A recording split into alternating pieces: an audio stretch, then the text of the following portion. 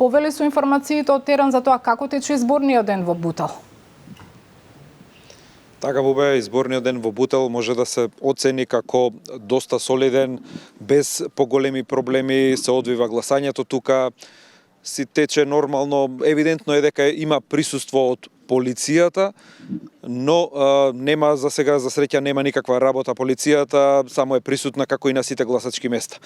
Она што е значајно, се следат процедурите, граѓаните полека се приближуваат кон гласачките места, ги следат процедурите да покажат лична карта, да остават биометриски податоци на новите машини, на УБИК машините, да бидат регистрирани, доколку не биде прифатен, доколку не биде препознаен тој отисок од показалецот, се оди на идентификација со матичен број, со лична карта, но се на се гласањето тече во ред. Предлагам кусо да ги погледнеме изјавите на дел од председателите на избирачките места за тоа како течеше гласањето утрово. Гласачкото место е створено на време, изборниот процес си тече во ред, се надеваме така ќе продолжи. Како има заинтересираност од граѓаните утрово? Па има одзив. Немаше никакви забелешки од страна на членовите на комисијата. Се си беше во ред, како што беше оставен материјалот, така беше и најден. Со УБИК апаратот, кога го уклучивме, немаше никакви проблеми. Почнавте во 7 часот? Почнавме, да, во 7 часот, 7:02 минути, така. Немаше застој, немаше прекин. Така ги слушнавме председателките на избирачките места без никакви застои, без прекини, тече гласањето, немало никакви проблеми. Инаку граѓаните можам да кажам дека солидно во доста добар одзив од она што го гледаме тука, впечатокот е доста солидно, бутелчани излегуваат по 4-ти пат да изберат градоначалник за нивната општина, но ги пречекуваат и ливчиња и за избор на град Скопје, како што е секаде низ сите гласачки места во градот.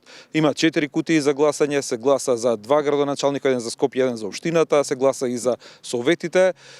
За сега очекувањата на сите генерално од сите што правевме анкета, тука што ги прашавме, најмногу се однесуваат на хигиена во градот и на подобрување на јавен превоз, но да ги слушнеме и нивните коментари за тоа кои се очекувањата од идните градоначалници. Да ни направат културен дом, обеќано е, ние пензионерите, јас сум председател на пензионерите, очекуваме нешто најдобро од него, па да видиме што ќе биде. Да засука рукавите, да пушти повише автобуси, да купат нови автобуси, ако треба, нека ни одбијат некој денар, и да се исчисти бебатка. Нема ѓубре, врие, срамота, гости ни идат од каде ти не би доваѓаат гости, и кај ќе и прошеташ. Има многу диви депонии кај што фрлаат ѓубре луѓето. Како прво мислам дека треба да се направи да има место каде треба да се одложи ѓубрето. Значи тоа е најбитното нешто. Значи луѓето што имаат кабаст отпад нема кај да го фрлат. Треба да има место, па после да се казнува, а не да се казнува зашто фрлеле. Луѓето нема каде да фрлат. Тоа е најбитно според мене. Така, тоа беа реакциите на граѓаните. Останува само за крај да кажам дека она што е потребно за да победи еден градоначалник во една општина се 50% од гласовите и 1/3 од гласачите да бидат излезени на гласање. Од тоа како се одвива тука во Бутел гласањето, после изгледа дека тој цензус од 30% ќе биде лесно исполнет, останува до крајот на денот да се бројат гласовите и да се види дали ќе има потреба да се гласа во втор круг за оваа општина, за овој градоначалник.